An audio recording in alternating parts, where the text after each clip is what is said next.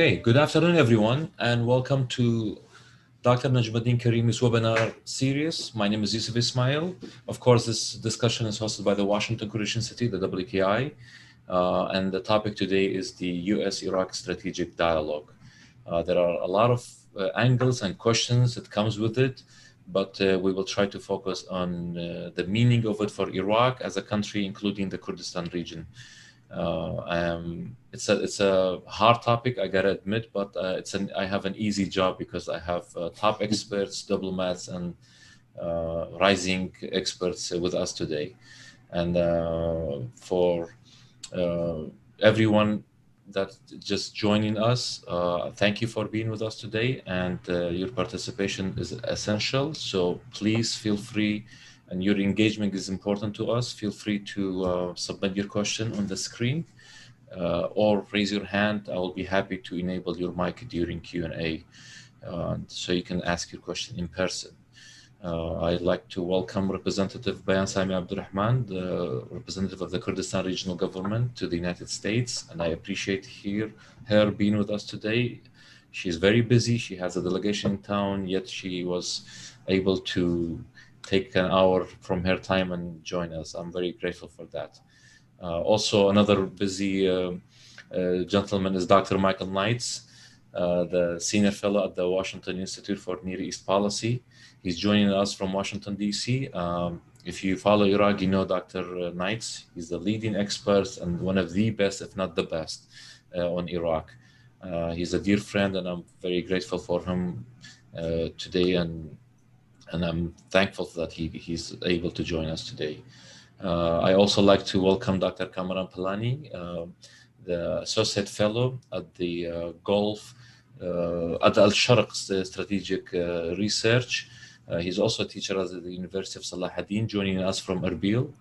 He's a rising expert, has great arguments and from different angles. I'm very excited to hear from him.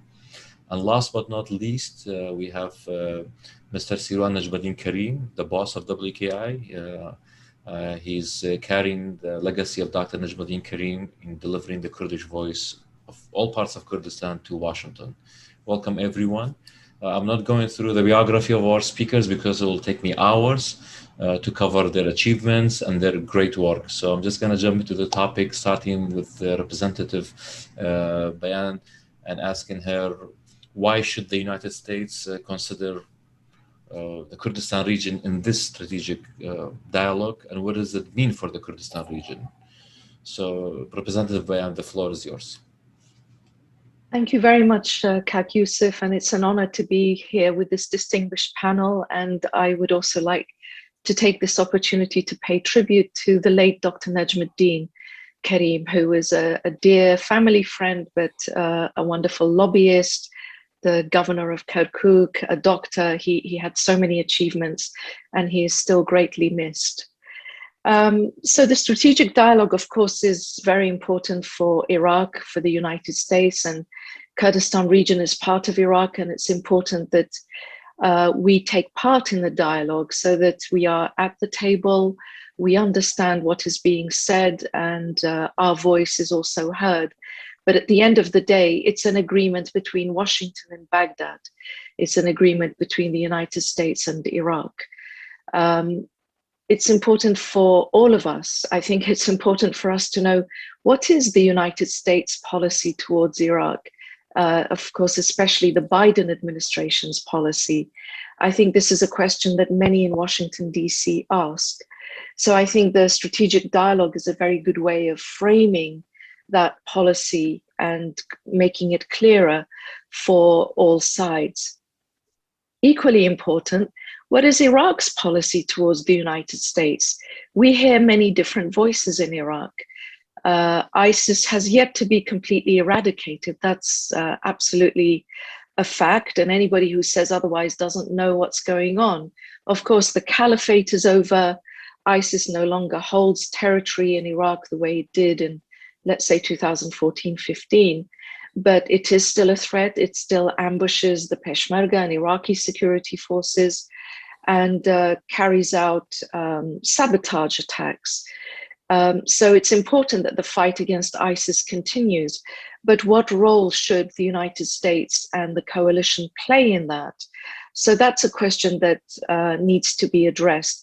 And we Iraqis, whether we're Kurds, Arabs, Christians, Muslims, we need to be clear in our minds. What do we need from the United States and the coalition? What is our policy towards Iraq? And again, I think the strategic dialogue is a good way of framing this policy or pushing both sides, the United States and Iraq, to be a bit clearer on their policy towards each other. Just to mention a few things about the dialogue, it took place on Thursday and Friday. I have the honor of being among the Kurdish KRG delegation that's part of the Iraq delegation. So there were many, many subjects covered. One of them, of course, crucially, was security. I wasn't in that meeting, but the other subjects that were covered were energy, climate, health, higher education, and culture. And then also there was a section on, or a discussion on the more political, diplomatic aspects, including the election and human rights in Iraq.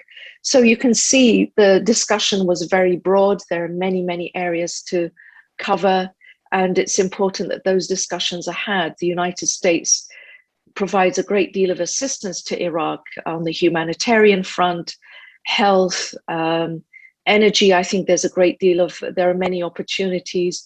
The DFC has approved a $250 million loan for a gas project. So, you know, these are very important discussions to be had by both sides. And again, we appreciate that the KRG is included in the Iraqi delegation and that we were at the table and able to make our contributions to the discussions on all of those subjects. So with that, I'll hand over back to you, Kak Yusuf. Thank you very much. I'm sure there will be a lot of questions around the Kurdistan part of the dialogue. Dr. Knights, you have great reports, contribution on daily basis and weekly basis about, you follow the militias closely. We've seen a lot of attacks recently, including on the Kurdistan region of areas that is housing the US troops. And a couple of days ago was in Harir for second time, and that's really deep inside the Kurdish land. I'd like to hear overall about this dialogue and what's in it for Iraq, but also how to ways to contain these militias, if there is any way. I know it's a hard question, but also what could be done between Bayat and Erbil, and anything you can add on that. The floor is yours. Thank you very much. You hearing me okay? Good. Well, thanks very much to Washington Kurdish Institute for hosting this. Again, I want to remember Najmaldin Karim as well. Somebody who, amongst other things, taught me pretty much everything I know about US politics. He will be sorely missed for what he knew about Washington, as well as what he knew about Kurdistan and Kirkuk. And great also to see all the participants on the call today, including Serwan, who personally kept me safe when I was moving around in Kurdistan and Kirkuk.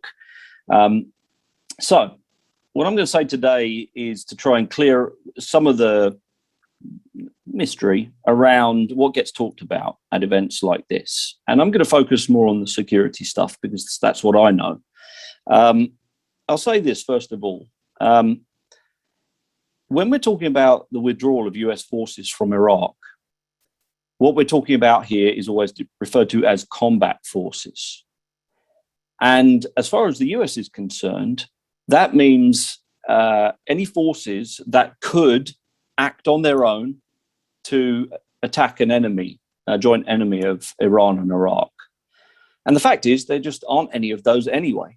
And there haven't been for a long time. During the height of the counter-ISIS war, there were times when US artillery forces might detect some ISIS and would engage them in a rapid fire mission, or an airstrike would happen, or something like that. Now, as the operations are not so intense, every use of military force is quite tightly controlled, and the Iraqis are part of all of those operations. So all US forces in Iraq and the other members of the international coalition are operating in a support role. And what this session of the dialogue is there to do is to state that very formally, that, you know, ultimately there are no unilateral operations inside Iraq. All operations are coordinated and led by the Iraqi security forces, including, of course, the Peshmerga. Now, you might say, how's that any different from what came before? Well, it's not any different. But, you know, the militias continue to push for some kind of agreement or timetable for withdrawal.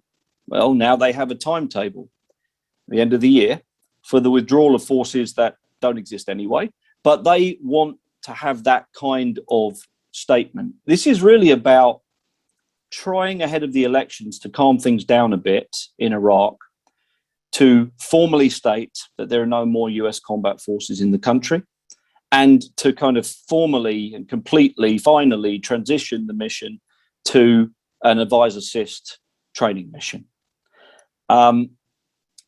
So, you know, in reality, not much is changing, but this is just about driving home the message that there are no US combat forces in Iraq. The militias, of course, will not understand that. They won't accept it. For one reason is there is no muqawama. There is no self-styled resistance if they have nothing to resist. You know, if the muqawama are not resisting an occupation, and there is no occupation in reality, then what is their mission? Then the only people that they're resisting are youth, next generation political leaders, civil society campaigners, like that poor lady in Basra who had her second son murdered. You know, that's who the resistance is resisting. So they have to say, well, there's a US occupation. And so they will not be satisfied by what happens here in Washington, D.C. We can already see today that, you know, one of the militia arms dumps down in Najaf has caught fire. What's the first thing they do? They say the US and the Israelis did it. Like, that's going to happen the same day as the strategic dialogue when the Iraqi prime minister is in the White House. They're not even very good at propaganda. So we shouldn't expect the Muqawama guys to be satisfied by this. But also, everyone kind of understands you can't bring US forces in Iraq down to zero if militias are still attacking US bases and the US embassy. So just to lay that out clearly, Iraq still needs some help to build up its armed forces and its intelligence services. And the US embassy still needs to be protected in case someone tries to overrun it, like they did in December 2019. You can't do that unless you have a certain amount of defensive guards in country and a certain amount of things that allow you to tell, okay, somebody's about to attack our embassy and kill our diplomats. So we've kind of reached that minimum level where if you go any lower, the US can't stay with its embassy. If you go any lower, the combined joint task force, the coalition, can't stay and help Iraq. That means the French go, the Italians go, the Germans go. If we go any lower, NATO can't stay and help to train. If we go any lower, the EU Action Mission probably can't stay and do security sector reform, helping out with police and other things. So we've kind of reached the minimum level. So what we've got right now is that the militias cannot accept that US forces are at the minimum level, because if they accept that, they have no reason to exist anymore. Even if there was 0 US people inside Iraq, they would say there were. They would still say they were hidden somewhere in a base in the desert so that they could resist them. But we will never satisfy these people. You know, they're a law enforcement problem and Iraq has to deal with them. I would say, you know, what's really happening here in Washington, D.C. is that, you know, the US is doing the next session of the strategic dialogue. And this strategic dialogue is not expected to be flashy or amazing. The media will always try to see some drama, but actually I'm right here in the center of it, and there's no drama. The only drama we're waiting for is if any drama comes from back in Iraq. And, you know, that's, the militias will try to wave their hands around and get the attention and try and take away from Iraq's day of going to the White House and being a real country alongside other real countries in the world. The militias don't want that to happen. So they're going to try and gain the attention like a little child jumping up and down, trying to get attention. So right now, though, what is happening is this. Iraq's prime minister has now been in the White House twice in 2 years. Almost no world leader can say that. He was there with the Trump administration, and now he's there with the Biden administration. Iraq's prime minister got the second call of any Middle Eastern leader after Israel. That shows you how important Iraq and the Kurdistan region still is to the US. Even if we don't want to fight wars there and have 100,000 troops there, it doesn't matter. Iraq is still recognized as being vital, and Kurdistan is still recognized as being one of the closest friends the US has anywhere in the world. So that is what the strategic dialogue does. It's there to say every 6 months, we're all going to check in with each other and we're going to keep moving the ball. And eventually it will be less about security and it will be more about other things. And we're going to have a normal relationship because Iraq is increasingly a normal country. That's the hope. And we could discuss whether it's the reality, what we need to do to get to that reality. But this is, I would say this is very modest, this strategic dialogue. It doesn't have big aims. It's about the long term, slow burn. And it's not meant to be dramatic. It's actually meant to be the opposite of dramatic, because what we're trying to show is Iraq's not a dramatic place. US-Iraq relations are not dramatic. In fact, they're so boring.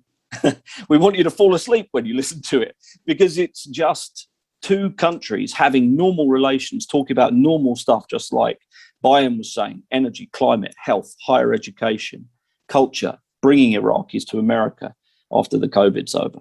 So, you know, I just want to end with that, because what we want is a stable relationship with Iraq for the long term. And that's not that exciting, but that is the reality of what we're trying to do here. Over. Dr. Nice, wonderful remarks. Thank you. We already have a couple questions for you, but we'll wait for others to finish the remarks. Kaksirwan, you have concerns and you always speak out as a Kurd. So as a Kurd, can you tell us your thoughts? Okay, I'd like to start by thanking all of our distinguished speakers and guests for joining us today. It's an honor for me to be here with such an accomplished group. So the US-Iraq strategic dialogue covers a variety of political, economic, security, and cultural issues. But it remains to be seen if talks of the disputed territories, Kirkuk, Article 140, if these things are on the agenda. So I'll give you a little background. The disputed territories are historically Kurdish areas that fall outside the current administrative boundaries of the Kurdistan Regional Government. They include places like Kirkuk, Khanaqin, Tuz Khurmatu, Sinjar, and others. And they're disputed because both Kurdistan and Baghdad claim them as their own. People from these areas have suffered a great deal throughout history. The Ba'ath Party, which ruled Iraq until 2003, implemented a harsh Arabization policy. They redrew the borders of provinces that were considered strategically important to them in order to change the demographics. For example, the Kurdish cities of Kifri, Chamchamal, Kalar, and Tuz Khurmatu were removed from Kirkuk and attached to Diyala, Sulaimaniya, and Salahuddin provinces, while Arab-majority sub-districts like Zab were attached to Hawija district, making them part of Kirkuk. So basically, they cut off Kurdish areas and attached Arab areas in order to change the demographics. And these changes are still in effect today. The Arabization policy didn't stop there. There was ethnic cleansing and genocide on a massive scale. During the Anfal campaign, Saddam Hussein basically razed every single Kurdish village and deported the people, massacring many of them. Over 180,000 were killed and over 1 million displaced. And as Kurds were forced to leave, Arab settlers were brought in from the south and paid by the Iraqi government to settle in the place of Kurds, further changing the demographics. In Kirkuk in the late 1990s, Saddam Hussein issued a new decree called the Nationality Correction, where Kurds and other non-Arabs were forbidden from getting jobs, owning property, or owning businesses, unless they changed their ethnicity to Arab. After Operation Iraqi Freedom and the removal of Saddam Hussein in 2003, a new Iraqi constitution was passed in 2005. And Article 140 of the Constitution calls to normalize the situation of areas that suffered from Arabization and forced changes in demographics. The article calls for a three-step process consisting of normalization, census, and referendum to decide whether the disputed territories become part of Kurdistan, part of Iraq, or an independent region of their own. The referendum was supposed to be held on no later than December 31st, 2007. And until today, it still hasn't been implemented. So we're 4,957 days past that deadline now. In 2014, when ISIS took over a large portion of Iraq, the Iraqi army fled much of the disputed territories, in many cases before ISIS was even near them. So the Peshmerga forces filled the vacuum and protected these areas from falling into the hands of ISIS, giving many martyrs in the process. So frustrated with the fact that Baghdad still hadn't taken any steps to implement Article 140, Kurdistan held a referendum for independence on September 25th, 2017, where 92.7% of the voters, including in the disputed territories, voted yes for an independent Kurdistan. I was one of them. I voted in Kirkuk. I voted yes, of course. And it was a day that all Kurds had dreamt about for generations, a day full of joy for Kurds all across greater Kurdistan. However, there were dark days ahead. A few weeks after the independence referendum on October 16th, 2017, some treacherous elements within the PUK conspired with Baghdad and Iran to allow Iraqi forces and Shia militias to enter and control the disputed territories, handing over more than half of southern Kurdistan in the process. Their plan was actually to take over the entire Kurdistan region, but thanks to a heroic fight by Peshmerga on multiple fronts, that plan failed. A few days after October 16th, on October 20th, 2017, the US State Department put out a press release that said, "The reassertion of federal authority over disputed areas in no way changes their status. They remain disputed until their status is resolved in accordance with the Iraqi Constitution." But that statement fell on deaf ears, of course, because Baghdad picks and chooses when they want to abide by the Constitution, and they only do so when it's in their benefit. If we look at the disputed territories today, the situation has deteriorated significantly. In Kirkuk, for example, the Kurdish governor was illegally replaced by an Arab. The governing council was dissolved by a vote in Iraqi parliament, allowing the Arab governor to assume the duties of the governing council as well. Many Kurdish directors of government departments have been removed and replaced by non-Kurds. There's an extreme lack of basic services. Residents only have electricity for a few hours a day. They sometimes go days without running water, depending on where they live. There's no trash pickup, street cleaning, none of that. So the streets look like a landfill. Any new projects are done in the Arab areas while the Kurdish areas are ignored. Kurds are evicted from their homes and replaced by Arabs, just as they were under the rule of the Ba'ath Party. There are a number of different Shia militia groups who aren't from these areas. They're there conducting criminal activities, from extortion to smuggling oil to smuggling and trafficking drugs from Iran.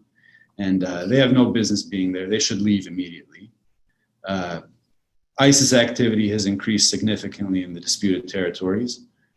ISIS remains a major threat, especially within a seam between where the Peshmerga and the Iraqi forces are. That seam is an east to west line that varies between 20 and 50 kilometers apart.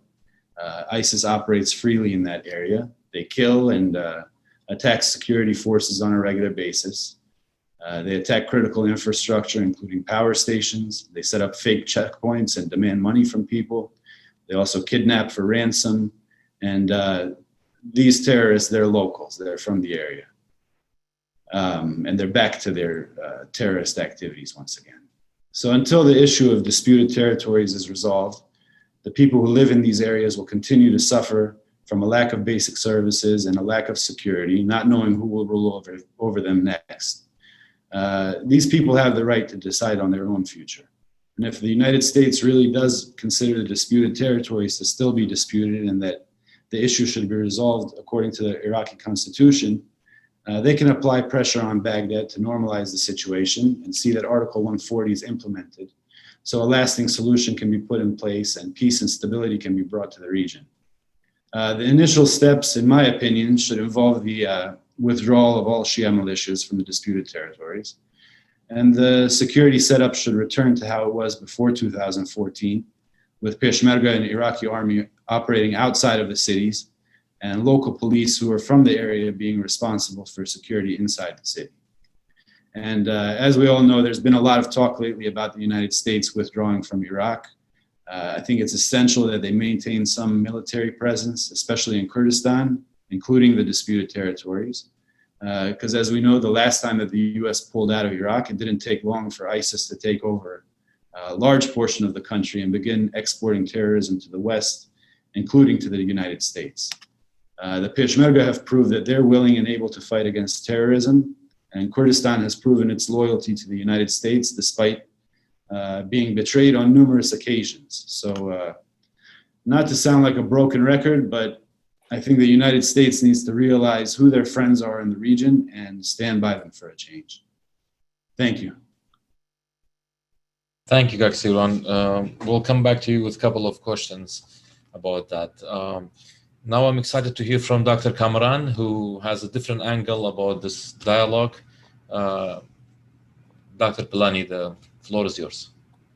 Thank you so much for the opportunity. I'm really happy to be part of this discussion.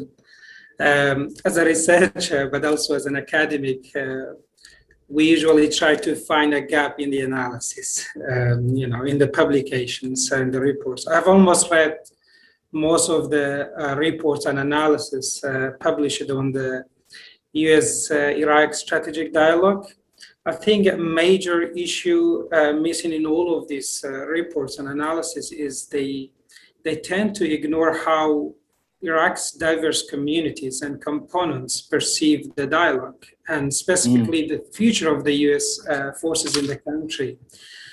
I think it's important to mention that a demand for American troops to leave Iraq started with the resolution of the Iraqi parliament on 4th of January 2020. I think it's clear to everyone it was a move after the aftermath of the killing of Soleimani and Mohandes. What is significant here is the following. The vote was almost exclusively passed by the Shia parties and alliances in the parliament. Kurds boycotted the session.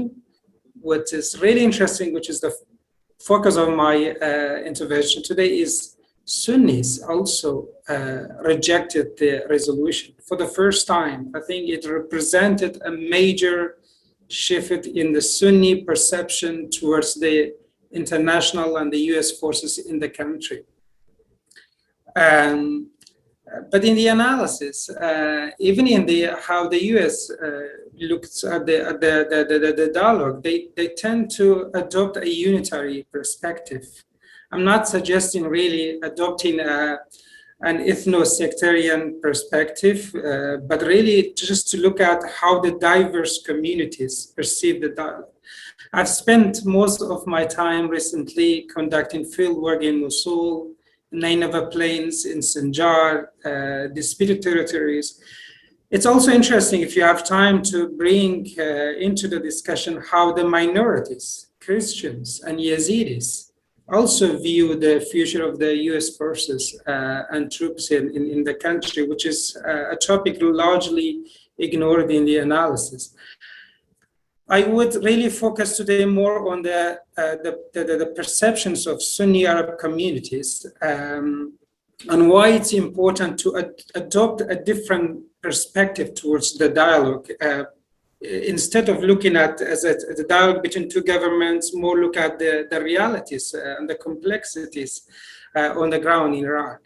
I think the Sunni rejection to the parliament session in 2020, January 2020, was a major shift of Sunni attitudes towards the US forces in the country.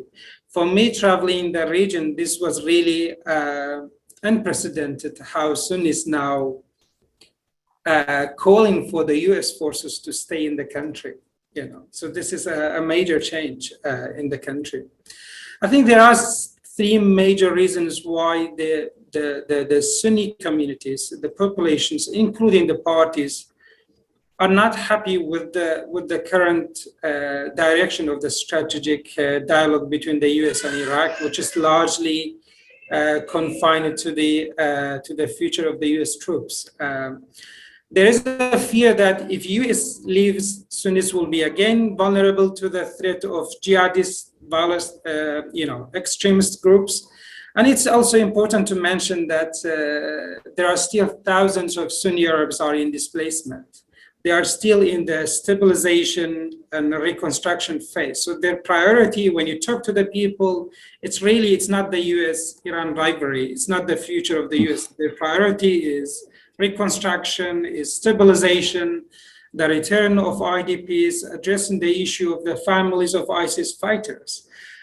That's why I think you would find a lot of support among the Sunni Arab community for increasing international engagement, including the US military and political engagement in all of these long-term processes. Secondly, which is really the most important one, is the presence of the US forces for the Sunni Arab community is also seen as a balancing force against Iran's influence in Iraq, including Sunni areas. If you travel through Sunni majority areas like Mosul, Anbar, Salahuddin, Diyala, I think it's easy to find out that the main security actor in the current security landscape is the Iranian-backed militias. And interestingly, all the way of disputed territories that Kaksirwan mentioned are also controlled by Iranian-backed militias, not other types of Hashd al-Shabi. Saraya Salam is not strong in these territories. Other militias linked to the south, to the Marja, is not also strong. It's really Iranian-backed militias are in control over Sunni majority provinces, including and also disputed territories. So this is the second major fear why the Sunni Arab community view the current direction of the U.S. strategic dialogue, U.S. strategic dialogue, is not in their interest, in their favor.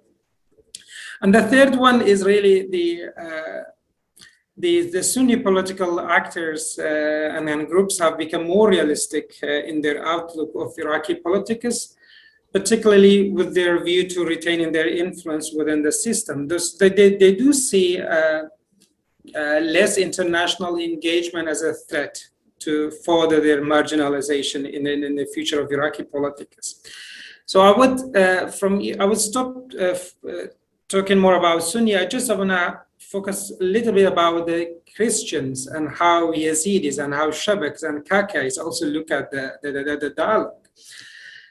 If you look at their territories from Sinjar, Nineveh Plains, including Hamdaniya and Tulkiev, and also to Skhormatu, all of these territories, they are controlled by Hezbollah, Kataib Hezbollah, Asaib al-Haq, and also groups linked to the Badr organization.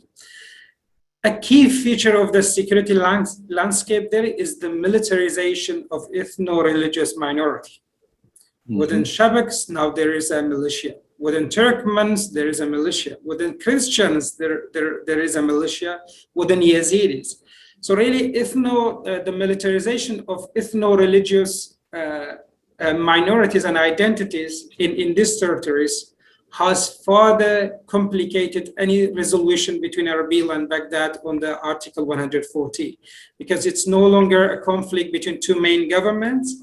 It's a very complicated, very complex environment with different armed groups involved, and also they militarize the communities.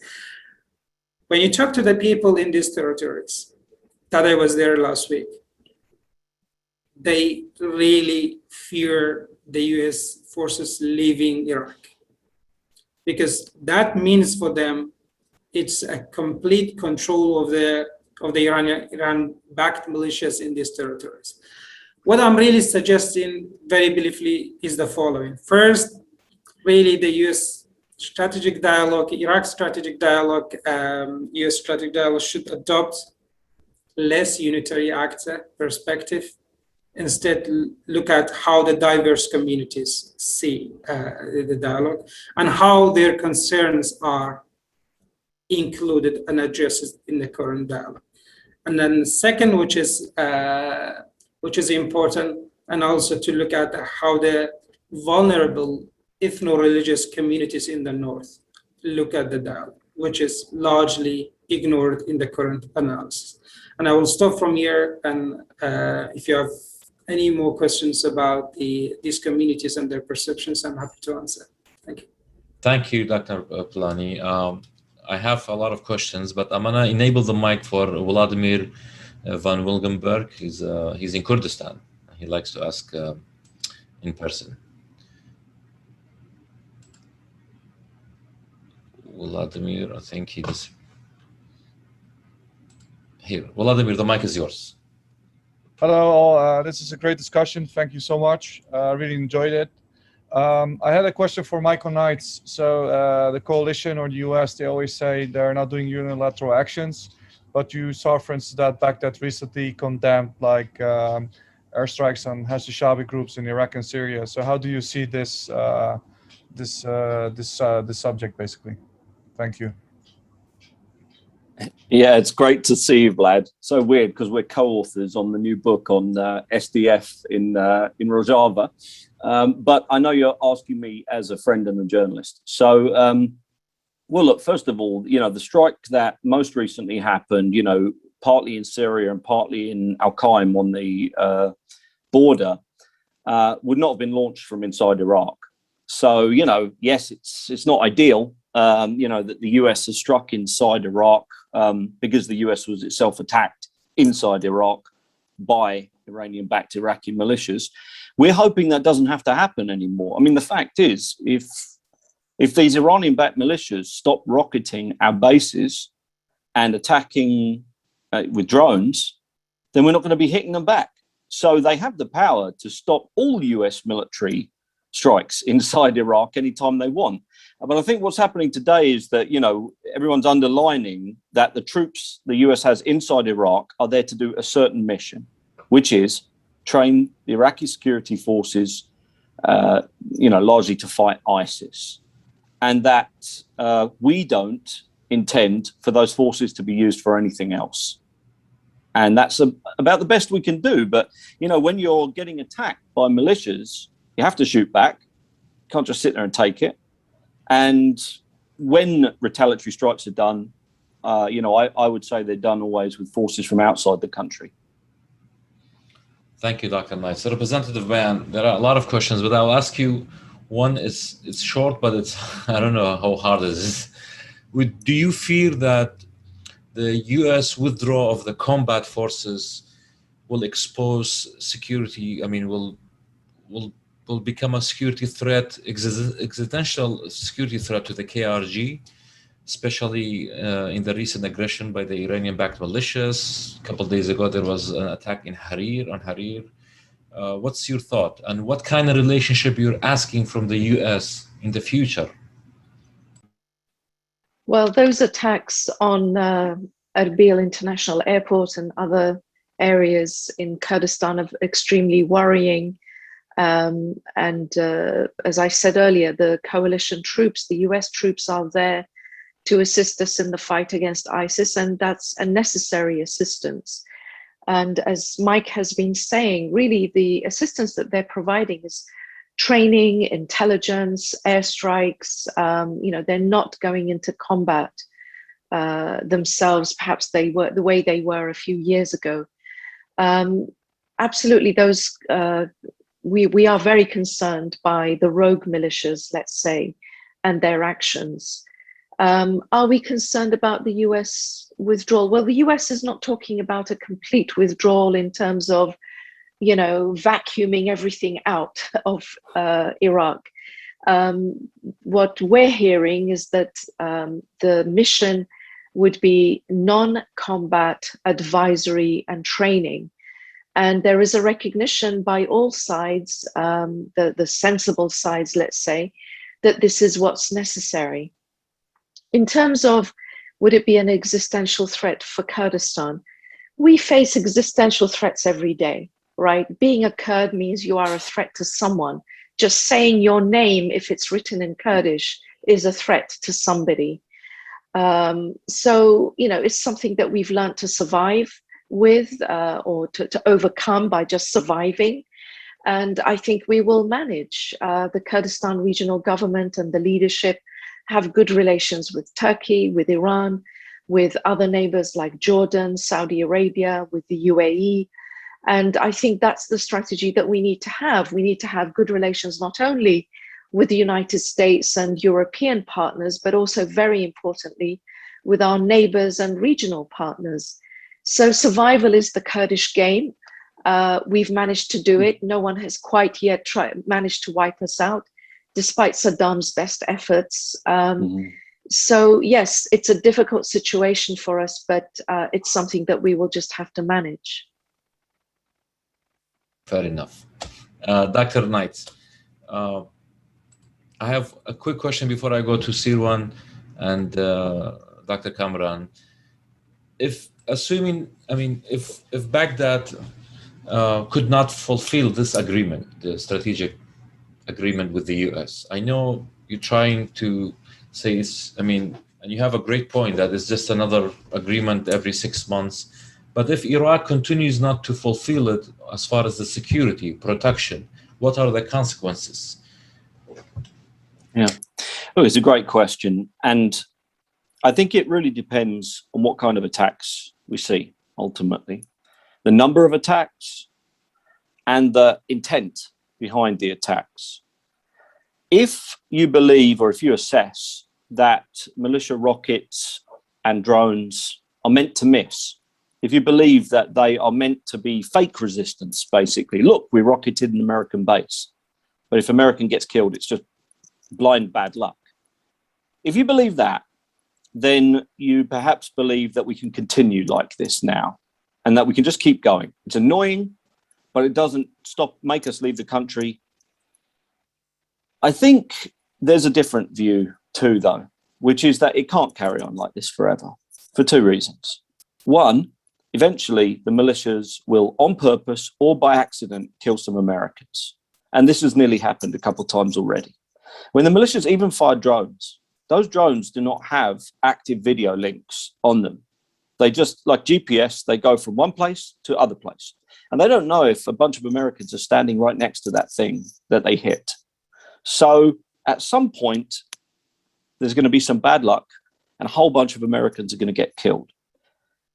Or we might even see the militias get more aggressive and try and kill Americans. If Iran decides, you know what, these negotiations are not going fast enough, let's turn up the heat.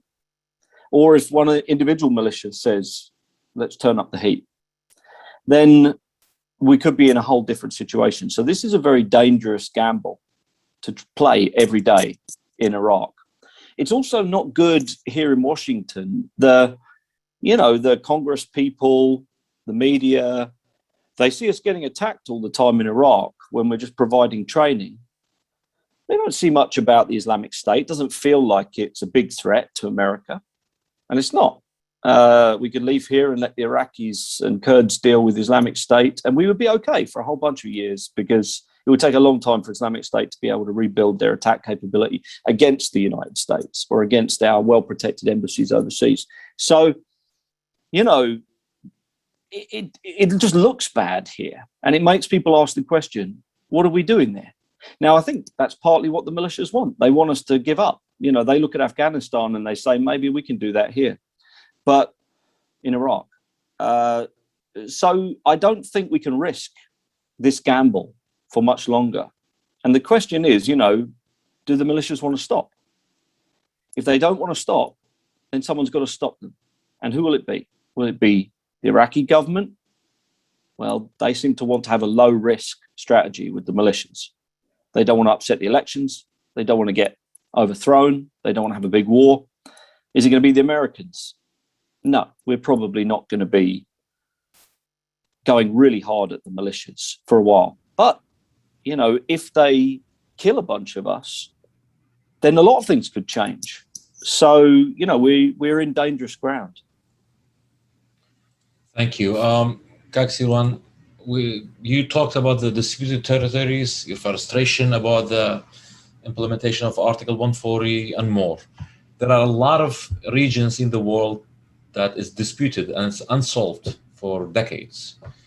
I mean, what's your solution in the short term, and what could the United States do that could help the two sides, Erbil and Baghdad, in this case, in this file, in this big issue of decades, that could also benefit the U.S., and how? I think it's in the U.S.'s interest to find, to see this through, and there is a basis, a roadmap for solving this issue through the Constitution, which United States have said that they support. In the short term, you have to normalize the security situation so that you can have free elections, whether that be for the parliament or for the provincial council, or later on for a referendum to decide the fate of these disputed territories. But in the short term, until that happens, you can possibly have a special status for these areas, have them not be directly under the control of Baghdad or the KRG. But there should be milestones put in place, not like the December 31st, 2007 deadline for the referendum. But the U.S. can kind of play a mediating role and help to see this through. Because if it's left unresolved, we'll continue to see things like ISIS and fights between Kurds and Arabs, and it'll never end, just like it's been going on forever. Thank you. Dr. Kamaran, I'll direct this question to you. I have a lot of questions, but how important is conducting a free, fair, and inclusive elections on October 2021? And how could election success impact U.S.-Iraq relations and strategic dialogue in the long term? And I will add to that, since we're kind of running out of time, do you think we will have elections, and is it going to be as fair as 2018? This morning, I have met a couple of candidates, and they were not really sure whether they should start their campaign or not, because they are not sure about whether elections will take place on its planned date or not. I believe if the elections take place in the current setting, what will we see? We will see Iranian, backed political coalition will win. And it's not, we are not sure about Sadr's next move, but Sadr is also trying to revise his earlier position and statement about the election. So it will be really an election between Sadr-led bloc and Iranian-led bloc. So in my prediction, if elections take place with these two blocs, again, you cannot have a government excluding the other blocs. So it will be a consensus, a power sharing, a government again. But what is really significant for me is that the protest groups have failed to establish a political organization. They could have been a game changer in the Iraqi elections, but by keep postponing the elections, as time moves, they have become more and more divided and fragmented. I was aware of one of the meetings between a protest leader or coordinator, as they call it, with a representative of Kazemi. Even Kazemi told him that he can or he will try to postpone the elections if he feels that this will help them to organize, to emerge as a political alternative in the elections. But and currently, the way elections, the way the process is going, it's unlikely to have a very successful elections. For me, I call this is an election to legitimize the current status quo, and it is really sad because this was the demand. The early election was the demand of the young protesters, and now they are themselves calling for postponing the elections because the environment is not really secure and safe for them. Every day you will hear about the killing, assassination of activists, journalists, and what they call coordinators, organizers. So it's really not an environment for them to emerge as a political alternative. So I'm really not optimistic about the next elections, whether it takes place or not. It's very difficult to predict a radical and a major positive change through elections. Representative Bayan, the KRG has definitely improved the relationship with Baghdad since the referendum, and we saw somehow security coordination even between the two sides, including in Kirkuk, even though it's symbolic for Peshmerga forces, but it's still better than nothing. How the Erbil and Baghdad could help the US to implement this strategic dialogue? I mean, what's the Kurdish role in this, And I know the KRG is facing threats by the militias, but Baghdad also has tons of unsolved issues with you. So can you? Indeed. Yeah. Actually, before I answer that, I just wanted to say something about the elections. I agree with what Kamran has said, but I do think the UN and the European Union, since they will be providing monitors or observers for the elections, I think if they're able to be vocal about their role, if they're able to have a kind of a public awareness campaign to make the Iraqi voter aware that this election, there will be very strong monitoring and observation by independent, impartial people, I think that might encourage people to vote. Otherwise, yes, I can see that many people will be disillusioned, and the elections in 2018 were pretty bad. I mean, they were bad in terms of the incredibly low turnout, especially in southern Iraq, and then the result of the elections. So anyway, I just wanted to say that I think the UN and the European Union should really have a campaign to make sure everybody's aware that they will be observing the elections and encourage people to turn out.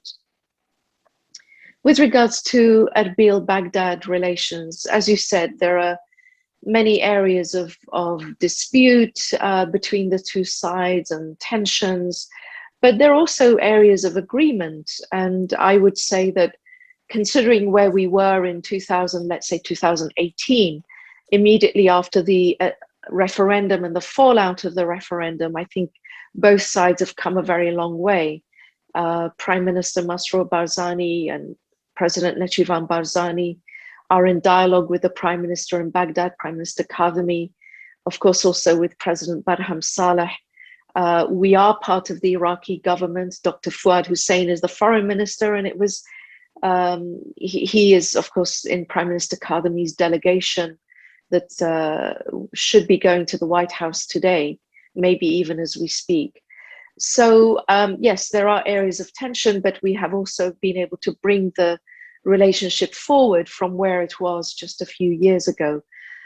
A lot of the tension is about some of the things that Kaksirwan talked about, the disputed territories. We're very concerned for the population there, whether they are Kurds, Turkoman, Assyrian, Chaldean, Christian, Yazidi, whoever they are, we're very concerned for their well-being. They are part of our community and they should be taken care of as equal citizens of Iraq. We're also very concerned about the budget situation. After lengthy discussions and negotiations over the federal budget law, and then the passing of the budget law, we still haven't really seen the fair share of the budget being delivered to the Kurdistan region. Of course, Prime Minister Kadhimi announced just before coming to Washington that I think about $138 million would be transferred to the KRG But this isn't really part of the budget share. This is a kind of an advance, I believe, while the logistics and the mechanics of the budget delivery are being worked out. So really what we need to see is a much clearer agreement between Erbil and Baghdad. I do think the US, the UN, other partners could play a role in mediating between Erbil and Baghdad on many areas. The budget, disputed territories, the Sinjar agreement, which I think is crucial and we haven't really talked about in detail, but the Sinjar agreement, I think, could be a model for other areas of Iraq, like Nineveh, if implemented successfully. But to say some positive things about the relationship, in addition to Prime Minister Kadhimi sending over that money that I just spoke about, I think the creation of the joint coordination centers is very important so that the Peshmerga and the Iraqi security forces can together secure those areas where ISIS is still able to have a foothold. There's even talk of having a joint brigades, so Peshmerga and Iraqi forces together forming 2 brigades. This would also, I think, be another very, very positive step. But I agree with you. I think there is a role for the United States, for Europe, for the UN, our partners to be the brokers, if you like, and the mediators. Thank you, Representative Bayan. I'll ask a question for both Dr. Knights and Dr. Kamaran. I know this is, again, not a withdrawal. This is just a change of, a combat forces withdrawal. But would this decrease the leverage of the United States politically, say, over the Iraqis, over the Kurds, given that, you're only there to support instead of being the leading role? Dr. Knights. Well, look, if the Iraqi government requests help, we're going to give it. We're in a strategic framework agreement with the Iraqi government, which includes defense component, security component. We are there to provide assistance against the Islamic State. That's the formal mission, but under emergency conditions, we're going to do whatever the Iraqi government asks us to, that we find a reasonable request. So, first of all, the US is there as a backstop against extreme scenarios in Iraq, and that is still valuable. Everyone knows that, US forces there do what the Iraqi government asked them to do. But, it allows a little flexibility there, if Iraq needs special help under any circumstances whatsoever. And it's great to know that the world's largest military power has got your back. Also, things like the strategic dialogue and this visit to the White House, they're there to symbolically show, yes, we're closing down the combat mission, but we're still highly committed to this relationship. And, we value and protect the fact that Iraq is a non-aggressive power in the region, that it is a democracy for all its faults. Every democracy has faults. So we're trying to demonstrate commitment in ways other than military force. And that's a pattern you'll see across the entire Biden administration, which is that, one of their things is they're saying, over the years, we've got very used to, whenever we want to display commitment to someone, we move an aircraft carrier there. We fly B-52s over. We put some more troops in their country. And what they're saying is, that's probably not the best way to demonstrate commitment to people. It's like a bad habit we have all got ourselves into. And there are other ways to demonstrate commitment. Look, if the United States needs to get 2,000 troops anywhere in the world in under 24 hours, we can do it. If the United States needs to put bombs on a target anywhere in the world within an hour, we can do it. So we don't necessarily need to be there on the ground to show that. Thank you, Dr. Knights. Kamaran, can you unmute? Yeah, sorry. Yes, we're good. I think two other issues we haven't talked about is the ongoing military confrontations between Ankara and PKK inside KRI is another really issue which further highlights the requirement of US support to protect Kurdistan from, regional and broader conflicts. And there is another issue. US has been, of course, other coalition partners, has been very important military and political pillar in the current process of unification and institutionalization of Peshmerga. US, I believe, currently pays $20 million monthly to the unified units of Peshmerga. I think this is a major support in the process of unification and institutionalization, which we have seen for the first time some positive development recently in the process. I think this should continue even after whatever the arguments made after the strategic dialogue. My suggestion is the following. The US should use and transform KRI vulnerabilities and requirements into a strong, comprehensive, conditional support based on rule of law and institutionalization in Kurdistan. So far, we haven't really seen a policy of to really I don't know how to frame it, whether you call it conditional support or whatever, but more also engagement in rule of law and institutionalization in Kurdistan should be also another component of the future US support to Kurdistan. Thank you, Dr. Balani. I will finish soon. This is the last one. I know everyone is busy, but Bayan Khan, do you have anything to add on this, please? Thank you, Kak Yusuf. Yes, your question to me was in two parts, and I realized I only answered one, which was about Erbil-Baghdad elections, but the other part of your question was about what is the KRG role in implementing the strategic dialogue agreement, let's say. So the strategic dialogue has been taking place under the framework of the strategic framework agreement that was signed in 2008 between the US and Iraq. And the strategic framework agreement covered economic support, humanitarian, cultural, educational, training, and security as well, of course. So you could argue that since 2008, the KRG has been part of the implementation of the strategic framework because we are part of Iraq. We have a distinctive role as a region. We play a role in the government and the parliament in Baghdad. So you could argue we've been part of it already. But in the last 4 rounds of the strategic dialogue in 2020 and 21, we've been active participants in the discussions. We are members of the working committees that after the strategic dialogue finishes in Washington, those working committees will go about finding practical ways of implementing what has been discussed. So, for example, I was involved in one of the discussions, which was on health. The US has announced $155 million of additional humanitarian assistance.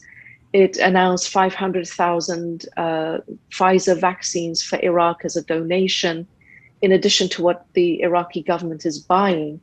So these are all wonderful gifts, really, from the United States, and we want to make sure that they're distributed fairly and equitably to the people that need them. But in the other areas, whether it's security, energy, climate, definitely the KRG has a role to play in strengthening Iraq's economy, making all of Iraq able to withstand the climate challenges that we have and that we share, right? The dams that our neighbors are building affect all of us in Iraq. The droughts, the pollution, some of it is historic, thanks to Saddam Hussein's activities, and some of it is more recent. A lot of these challenges are shared across Iraq, and definitely the KRG can play a role in implementing those aspects of the strategic dialogue. Thank you for allowing me to add that. Absolutely. And I really apologize for my guesses. I have probably few more questions to ask, but I know everyone is busy, and I'm very grateful for this conversation, which we will be posting it on YouTube as well. At this moment, I'm just thanking everyone for joining us, including Representative Bayan, Dr. Knights, and Dr. Kamaran, and of course, our boss at the WKI, Siro and Najmaldin Karim. Thank you, everyone, and I hope to see you on the next panel, hopefully in person. Thank you very much. Bye-bye. Thank you. Bye-bye.